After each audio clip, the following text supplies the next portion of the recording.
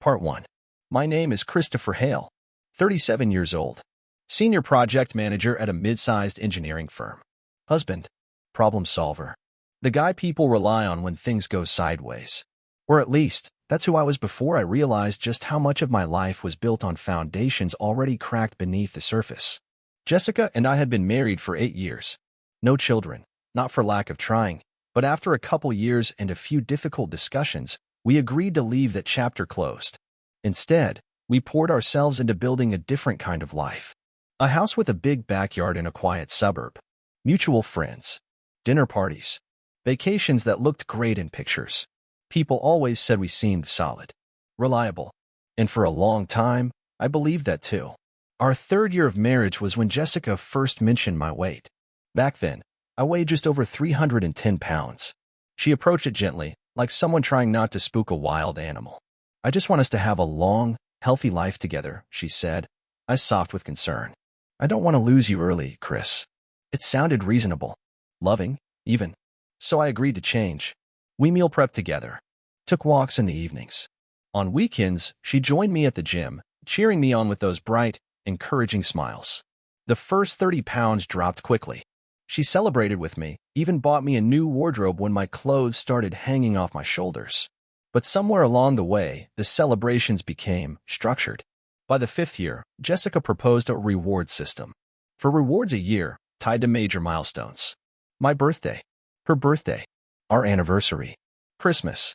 Each one tied to a weigh-in. If I hit the goal, there would be closeness. If not, we'd pause physical intimacy until the next check-in.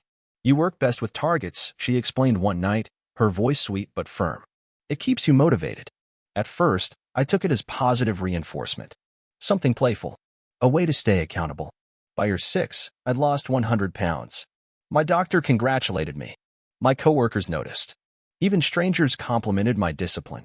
Jessica smiled for the photos at our anniversary dinner, her arm around my newly trimmed waist. But the warmth in her eyes had cooled. The weight loss didn't bring us closer. If anything, it built a silent wall between us. Jessica became distant, often too busy with work to talk in the evenings. She started guarding her phone like it held state secrets. Her new job as director of operations had her working late or attending team dinners more nights than not. I tried to dismiss the unease. Told myself it was just a phase. That the distance would close once we both settled into our routines again. Then came the night that changed everything. I had come home early from work, a rarity for me. My laptop charger had died, and I needed to grab a backup from the upstairs office. As I moved quietly through the hallway, I heard Jessica's voice drifting from the den. At first, I thought she was on a work call, but something about her tone, low, almost conspiratorial, made me pause. I mean, if he ever stops trying, he's just the roommate again, she was saying, a hint of laughter in her voice. That's what he is now anyway. Just the roommate. My breath caught in my throat. There was a pause, and then another voice, faint but unmistakable. Derek, my brother-in-law. Jessica's younger brother. Jess, come on. That's harsh. She chuckled. Don't act shocked. We both knew this wasn't about some eternal spark. It was about getting him to shape up. And now? Well, let's just say the arrangement works for me. My hand tightened around the stair rail. Derek. The same Derek who helped me design my workout plan. Who checked in weekly, pushing me to meet goals. Who always gave those half-hearted smiles at family gatherings, the ones that never quite reached his eyes.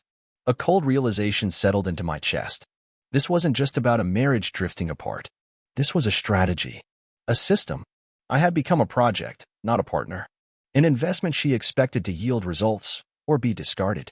And I had been too blind to see it.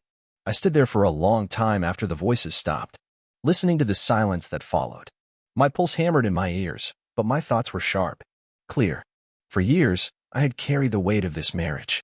Financially, emotionally, physically. I told myself it was love, dedication, a man's duty to his vows. But now, standing alone in that dark hallway, I understood what it really was. A transaction. I turned and walked back downstairs, leaving the charger where it was.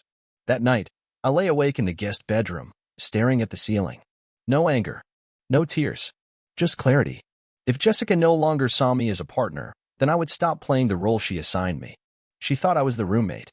But the roommate was done paying rent. Part 2. Silence became my strategy.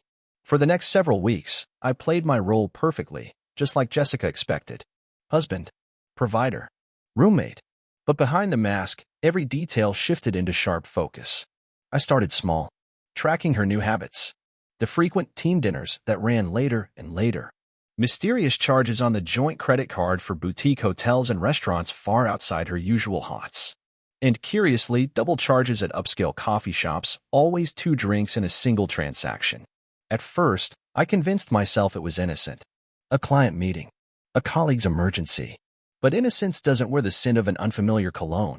I noticed it the first time when she hugged me absent-mindedly before leaving for a late meeting. A fragrance that wasn't mine. Subtle. Musky. Not the floral, airy cologne her boss sometimes wore either. This was different. Masculine. Intentional. Then came the scarves. One night, as I folded laundry, I noticed a designer scarf tucked into the hamper. A shade of deep blue I didn't recognize. Jessica never wore blue. It clashed with her preferred palette of creams and burgundy. I lifted it, catching a faint trace of that same stranger's cologne. The next morning, I asked carefully, "This yours?" Jessica barely looked up from her phone. "Oh, that. Must be from the office. We were doing inventory for the charity drive. Probably got mixed in." A plausible explanation. Well rehearsed. Too well. Her phone became the next puzzle piece. Jessica used to be careless with it. Left it charging on the kitchen counter. Unlocked. Notifications lighting up the screen without worry. No? Password protected. Always face down. Always within reach. I asked about it once. Lightly. New phone security? She smiled, a sharp, tight-lipped expression that never quite reached her eyes. IT department's new policy. We're handling sensitive client data now. Another reasonable lie. I stopped asking questions. Instead, I started observing. At work, I began pulling long hours. Not because I needed to, but because it gave me cover. It let me quietly install a phone cloning app on an old device I kept at the office. Every call, every text, every email copied and logged. What I found wasn't damning. Not yet. Most of her communications were work-related or casual exchanges with family and friends. No steamy texts. No hotel rendezvous scheduled in bold letters. But something stood out. Frequent wire transfers. Small amounts. Always labeled consulting fees. And always sent to an account under the name D. Hale Enterprises. Derek Hale. Her brother. Officially, he ran a fitness consulting business. In reality, it was a loosely defined operation with barely any clients. Jessica once told me she was helping him get it off the ground. Seed money. A family favor. But these transfers weren't seed money. They were routine payments. Steady. Purposeful. I pulled bank statements for the last 2 years. The pattern had started long before the diet. Long before the reward system. My weight loss wasn't the beginning. It was a distraction. The next clue arrived wrapped in corporate branding. Jessica's company hosted quarterly retreats. Casual. Local. Usually a conference room at a Marriott or the occasional vineyard for a weekend team-building getaway. But the last receipt in our joint account showed a hotel stay downtown. A luxury high-rise with panoramic views and rates that made my corporate discounts look like pennies. A 2-night stay. Under her name. She claimed it was for the leadership summit. I checked the event's official schedule. It had been canceled due to vendor conflicts. The room was still booked. And paid for. The final thread unraveled on a Thursday night. Jessica left for another, late meeting. I waited 10 minutes, then followed at a distance. I didn't tail her personally, too risky. Instead, I used the tracking feature I'd quietly enabled on her phone through the cloned app. Her location pinged at a boutique restaurant across town. She wasn't alone. From the street, I spotted her through the window. Jessica, dressed impeccably. Leaning forward with that smile, the one I hadn't seen directed at me in years. Across from her sat a man. Broad-shouldered. Well-dressed. Not Derek. Someone older. Confident.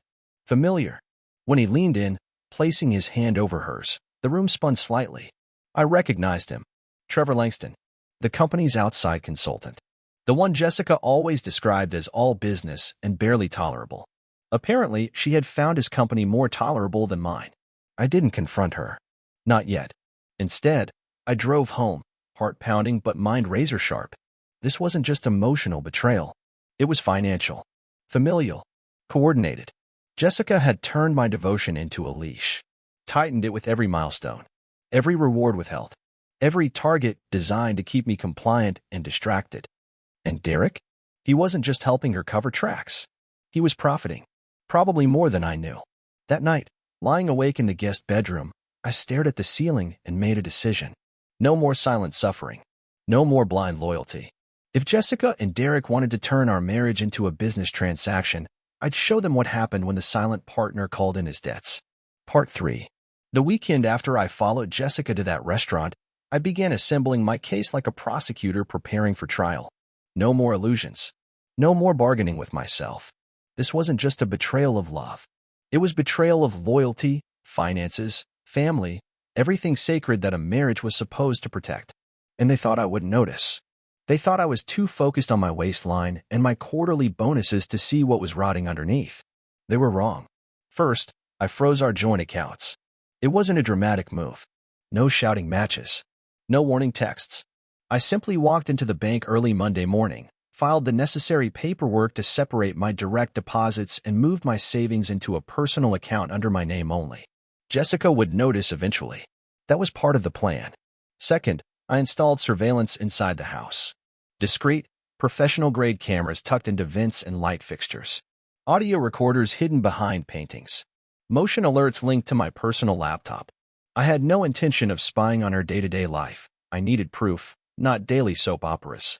If Jessica decided to invite someone into my home, onto my couch, into my bed, I would have documentation, not assumptions, not gut feelings. Evidence. Third, I started quietly gathering the paper trail. Using the cloned phone, I traced the wire transfers from our joint account to Derek's business.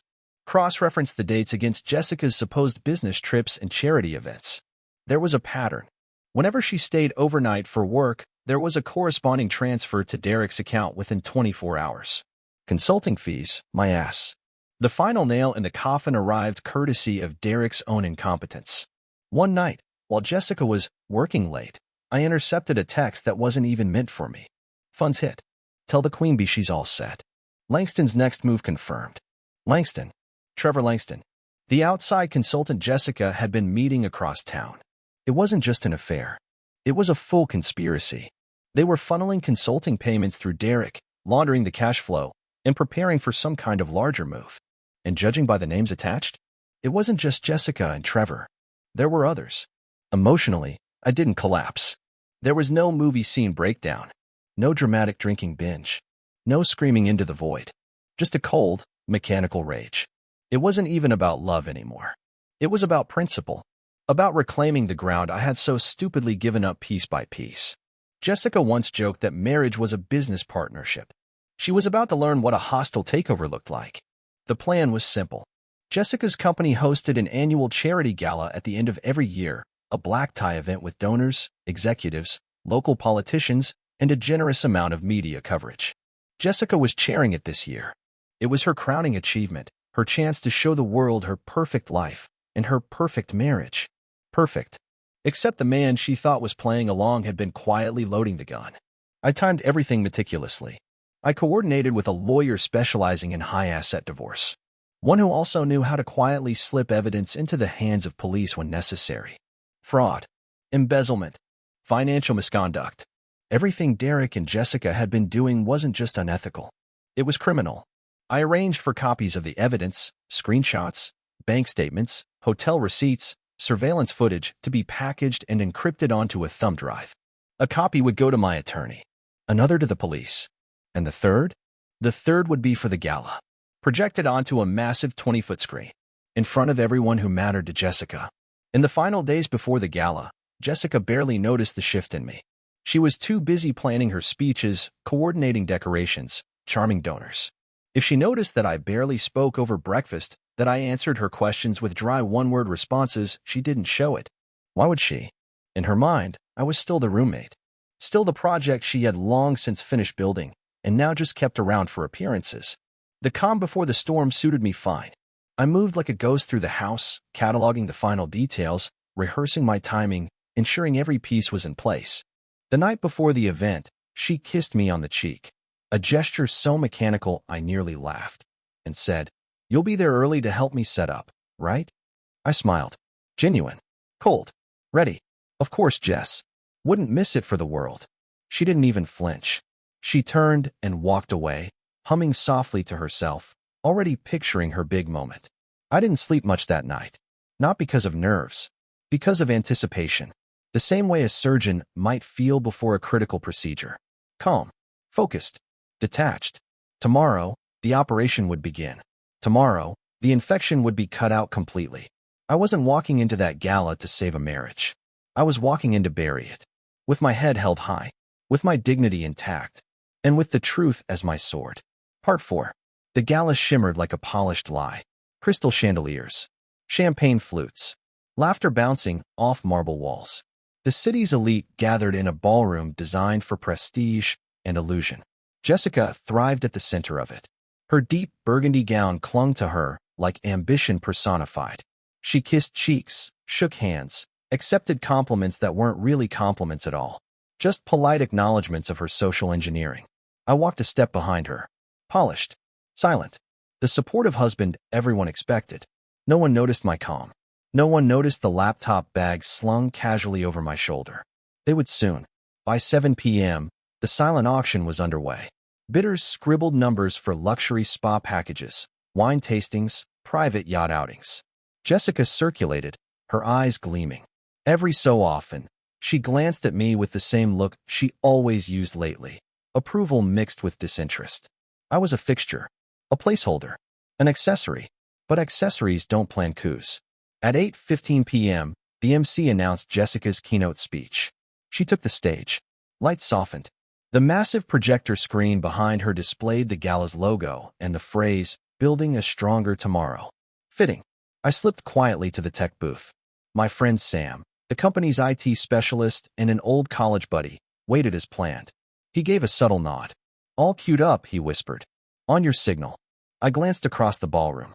My attorney stood near the bar, a quiet observer. 2 uniformed officers lingered by the exit, casually scanning the room as if there for security. They weren't. Jessica spoke confidently into the microphone. She thanked donors, talked about progress, shared a polished story about community partnerships and the importance of transparency. Transparency. The irony nearly made me laugh aloud. I raised my hand. Sam pressed a button. The projector screen flickered. The gala logo vanished. In its place appeared a high-resolution photo. Jessica sitting across from Trevor Langston at the restaurant. His hand over hers. Their smiles intimate. The audience stirred. Murmurs rippled. Jessica froze, her face draining of color. Another image replaced the first. Jessica and Trevor entering a hotel together. Timestamped. Jessica's name on the hotel receipt. The murmurs grew louder. I stepped forward, voice steady. "Ladies and gentlemen, forgive the interruption. Before further donations are pledged tonight, there's something you all deserve to know." The next slide appeared. Bank statements. Wire transfers from Jessica's personal and joint accounts. All funneled to Derek Hale's shell business. Every transaction listed by date. Amount. Recipient. "This," I continued, "is a record of financial misconduct involving your gala chairwoman, her brother, and a network of complicit individuals, including external consultant Trevor Langston." Gasps. Jessica gripped the podium. "This is absurd. It's factual." I gestured. "Please continue, Sam." The screen shifted again. Audio recordings. Jessica's voice. Derek's voice. Discussing payments. Planning their next moves. Mocking the donors they assumed would never discover the scheme. Jessica's facade shattered. Her mouth opened, but no words came. Trevor was already gone. Slipped out a side door like the coward he was. Derek wasn't so lucky. The officers moved in. One placed a hand firmly on his shoulder. Derek protested, loud enough to draw every gaze his way. Jessica tried to back away from the podium. 2 more officers intercepted her. The room erupted into chaos. Donors fled. Reporters snapped photos. The board members, the same ones who had toasted Jessica an hour earlier, turned their backs. Her reputation collapsed faster than I could have imagined. No dramatic arguments. No bargaining. Just the undeniable weight of evidence. I stood alone at the foot of the stage. Jessica's eyes found mine as the officers read her rights. In them, I didn't see rage or denial. I saw disbelief. Not because she thought I was wrong, but because she'd never imagined I was capable of outplaying her. She thought I would remain the roommate forever. She underestimated what quiet men can become when they stop begging for affection and start demanding justice. As the police led Jessica and Derek away, a reporter approached me. "Sir, do you have a comment?" I nodded once. "Only this." I paused, letting the weight of the moment settle over the crowd. When people mistake loyalty for weakness, they forget one thing. Some of us carry burdens in silence not because we're powerless, but because we're patient. The cameras flashed, but I wasn't there for the media. I was there to end the charade. And I had. Part 5. In the weeks after the gala, the house felt like an empty museum. Her scent was gone. Her clothes. Her voice. All stripped away like the peeling of old wallpaper, revealing a blank wall underneath. It wasn't grief. It wasn't freedom either. Not yet. It was the stillness before something new begins. Jessica and Derek faced charges for fraud, conspiracy, and wire theft. Trevor Langston? He vanished into whatever hole corporate cowards crawl into when the spotlight finds them. The police had warrants out for his arrest. The media circled like vultures for a few weeks, then moved on to fresher scandals. But inside me, the fire didn't fade. I sold the house. Not out of necessity. The divorce court had awarded me the property cleanly, thanks to the financial fraud they'd both committed. But that house was never going to be a home again. I signed the papers, paid the fees, walked away. 2 months later, I moved into a small apartment downtown. Exposed brick walls, simple furniture, a space that didn't echo with betrayals. I started weightlifting seriously for the first time, not because anyone expected it, not for rewards, for control, for power. Every drop of sweat became a ritual, a reminder that I could still forge myself into something unbreakable. Therapy came next. I didn't want it at first. It felt weak, as if talking about the past would change it. But my lawyer, my doctor, even Sam from IT, they all urged me to at least try. "You need to unpack the war you just survived," Sam had said. "Otherwise, you'll just keep carrying the battlefield inside you." So I went, and I told the truth. About the manipulation, the conditional affection, the years of swallowing my pride just to keep the peace. About how I'd let myself become a man willing to accept crumbs, believing that loyalty meant sacrifice without limit. My therapist listened, and then she gave me the sentence that changed everything. They didn't betray you because you were weak. They betrayed you because they knew you were strong enough to endure it quietly. That sentence became my armor. I started reconnecting with old friends. People Jessica had quietly pushed away over the years. She never banned them outright. She was too smart for that. Instead, she'd used the language of concern. "They're a bad influence. They don't understand how busy we are. They just want to pull you back into old habits." Now, those same friends welcomed me back without judgment. A few were divorced themselves. Others were married. But they recognized the wounds I carried even before I spoke. For the first time in years, I wasn't walking on eggshells. I was walking tall. But victory never comes clean. And betrayal always has one last card to play. It happened on a rainy Thursday. I was sorting paperwork for the final sale of Jessica's assets. Most had been frozen by the courts. But there was one account, a shell corporation Derek had created, that still had movement. It took me weeks of back and forth with the bank and my lawyer to gain access.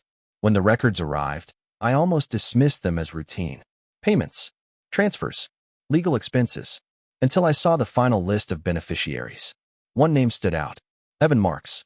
My best friend since childhood. The man who had stood by me through college, who had flown across the country for my wedding, who had helped me patch the drywall in the old house when Jessica demanded a modern look. I thought the ground had already fallen out from under me. I was wrong.